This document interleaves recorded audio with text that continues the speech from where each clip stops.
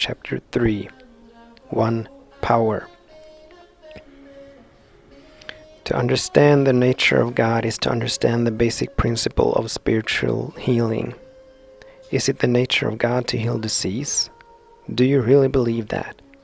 If God is all-powerful and all-loving, why did He not heal it yesterday? Why is He waiting for today? And why is He not doing it today? Most of the people in the world believe that God works through doctors to heal them, but according to statistics, God was not doing too satisfactory a job of that before this century, was He? 100 years ago, people were dying daily of diseases which today are healed in 24 hours. Why? Did God want them to die, but not us? Is God a respecter of persons? God never has had a pleasure in our dying. God never will have pleasure in our dying, and furthermore, God has never been responsible for our dying. People died because medical science had not advanced to the stage where their doctors knew enough to keep them alive. And some in this last century because their metaphysical and spiritual practitioners did not know enough to keep them alive. When you think of such things, the question inevitably arises, does God have anything to do with the person being deceased? What does God have to do with healing him? There must be another principle involved in healing, and what is that? The principle is revealed through an understanding of the nature of God and the nature of that which you are dealing. When you understand God to be infinite love, infinite wisdom, and infinite good, you will know that God is of purer eyes than behold evil, and canst not look on iniquity. Disease is man-created, and only through man's developed spiritual consciousness will it be eradicated. If you can grasp the significance and truth of that statement, you'll realize then the development of this spiritual consciousness is my responsibility, and you will be correct. Through prayer and contemplation, let the nature of God be revealed. Discover for yourself that God has never empowered disease to kill. God has never ordained a disease to destroy. And because of the all-loving nature of God, disease must be outside the creative, maintaining, and sustaining power of God, which means that it is without cause, without foundation, law, substance, or action. There is only one power, and that one is God. The realization of God as one power, however, does not mean that God is power over something. The belief that God is a power over something stems from our interpretation of the word power. God is power, that is true, but in order to understand God as power, it becomes necessary to change our concept of the meaning of the word power. The word itself connotes something which can be used, like the power of electricity, the power of heat, or the power of cold, all of which can be utilized for some purpose. Wind is another example of power which can be harnessed or used. But is God that kind of power?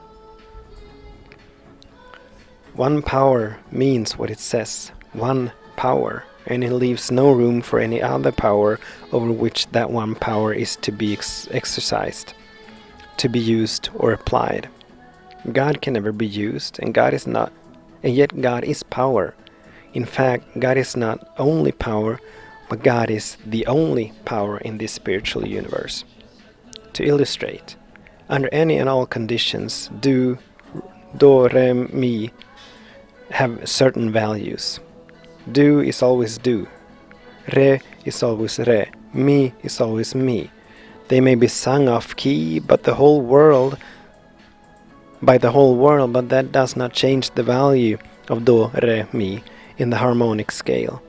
So is it with the numbers. 1, 2, 3, 4, and 5 are complete within themselves, wherever used or in whatever language. What established that as an invariable law?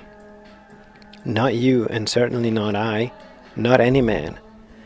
There's a principle of life that has given to numbers and to musical notes their values. There's a principle of life that expresses itself in complete and perfect tones of music, complete and perfect numbers, complete and perfect laws of the universe.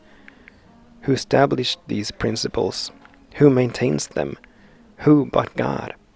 God is God, who is the power of this universe, the creative and maintaining and sustaining principle of this universe. Can you use that God power?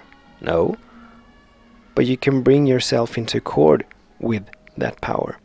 You can bring yourself under the reign or government of that power. But you cannot use it. You cannot move a single star in heaven. You cannot change the tides.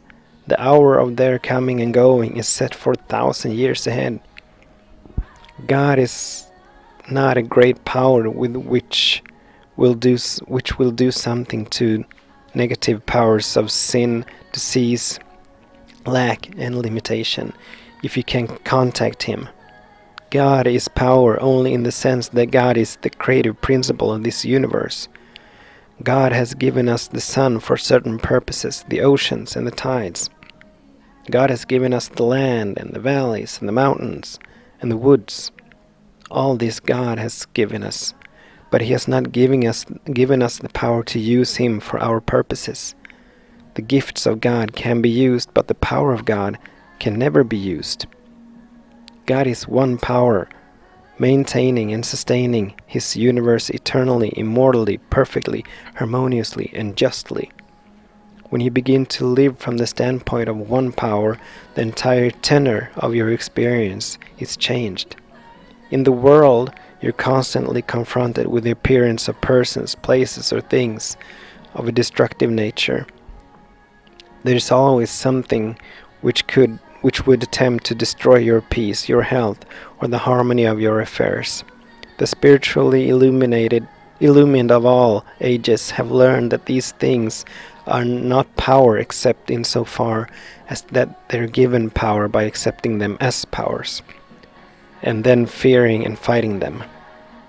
The Master, Christ Jesus, had no fear of any earthly powers because he knew that there is only one power. When his disciples boasted of their power over evil, his rebuke was quick.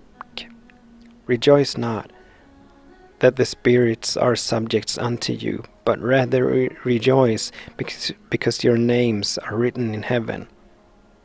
In other words, he was telling them to rejoice because they had learned the great secret, the great revelation.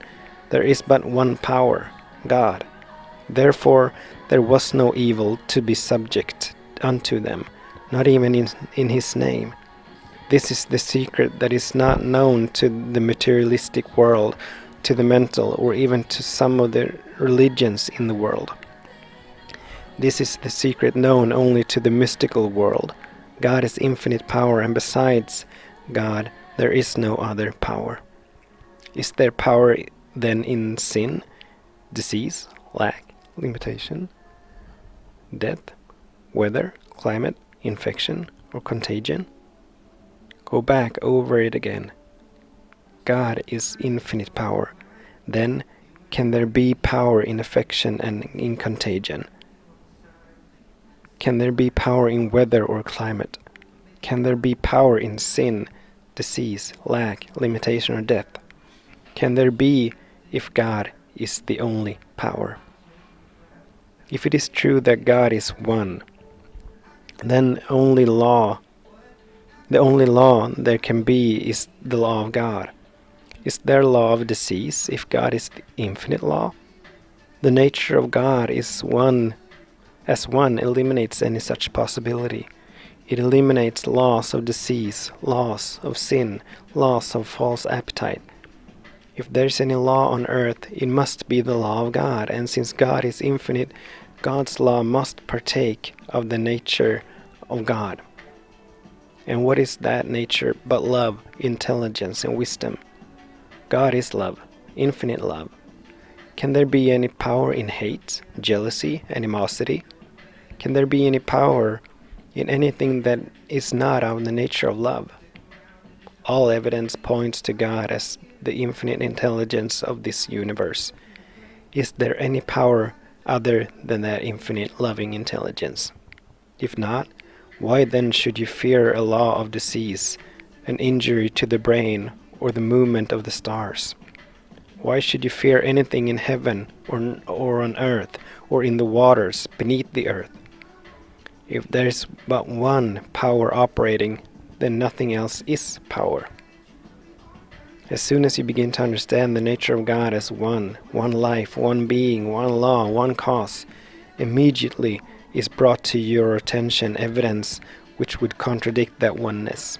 The world points out all the material laws which appear to exist as against the one spiritual law. Disease as against the spiritual life, age and death as against eternality and immortality. But if you understand God as one, you'll perceive that in the infinite nature of God, there could be no power to oppose God. There is nothing negative in God's nature. As you perceive the nature of God to be the continuous state of immortal, eternal, and harmonious being, you will discover that these so-called forces and powers of the world are not power. Then you will understand what the Master meant when he said, "Resist not evil." When this reveals itself to you, never again will you appeal to God to overcome error in any form. Never will you turn to truth to overcome error. Never will you use right thinking to offset wrong thinking. Never will you pray to God to heal disease, sin, or fear. You will know that in the infinite nature of God's goodness, disease, sin, and fear do not exist as power. In God's kingdom, there is no such thing as truth over error, God over devil, good over evil, right over wrong, or spirit over matter. There's only infinite, immortal, eternal God being. If you can be made to fight or look to God to overcome some form of activity, you will lose. In fact, if you can be made to look to God to overcome anything on earth, you will lose. Only in proportion as you realize that, as in heaven, so on earth, God is infinite, and that the battle is not yours, only in the attaining of that consciousness can you come into harmony. The moment that you can be tempted to fight a person, a sin, or disease, you become engaged in a battle which in the end will destroy you. In and of itself, a problem has no power, but by imputing power to it, you can begin to react as if it had power. If you try to meet your problem by means of whatever you accept as material power, there will always be the possibility that the opponent, whether that opponent be a person, thing, or condition, will prove to have a stronger belief in material power than your own power. If you try to meet the problem by means of mental might or right thinking, again, there is the possibility that your opponent will wield a stronger mental weapon. A drastic change must take place in individual consciousness to enable the people of this world to cope with life and all its problems, and to look at evil, sin, disease, war, poverty, and be able to say, "What is that to me? Thou couldst have no power over me unless it came from the creative principle of the universe, which is God. I'm resting in one power." Until you realize that there is nothing to battle because there is only one power, you will be carrying a chip on your shoulders, everlastingly fighting people, sin, disease, false appetite, lonesomeness, and poverty. One condition after another will arise in your experience as long as you're fighting and resisting. But when you understand God as one power, you become convinced that there is nothing to oppose Him.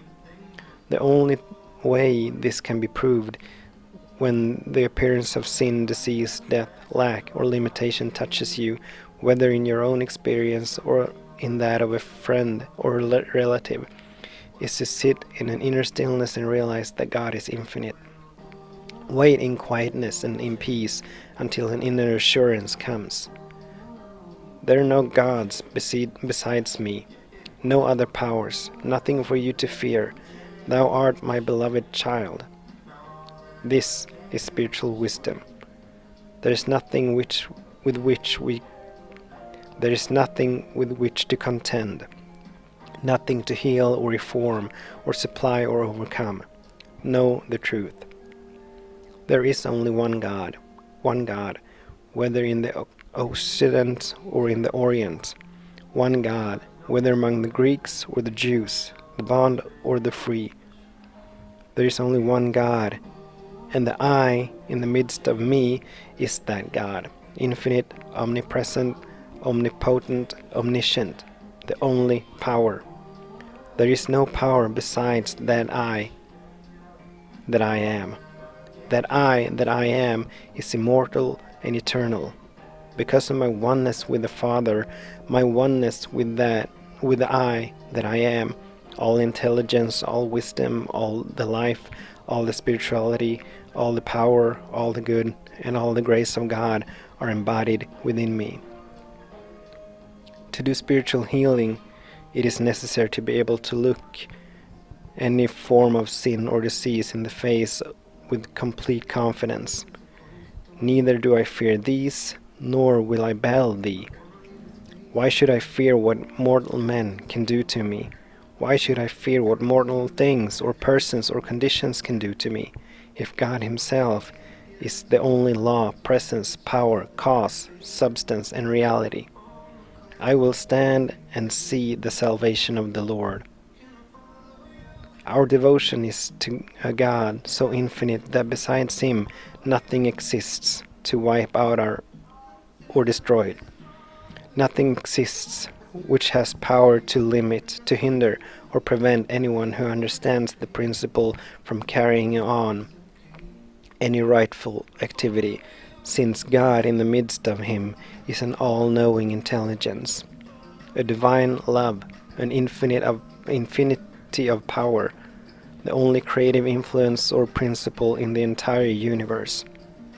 In this principle is embodied not only the secret of healing, but the secret of harmony in your life.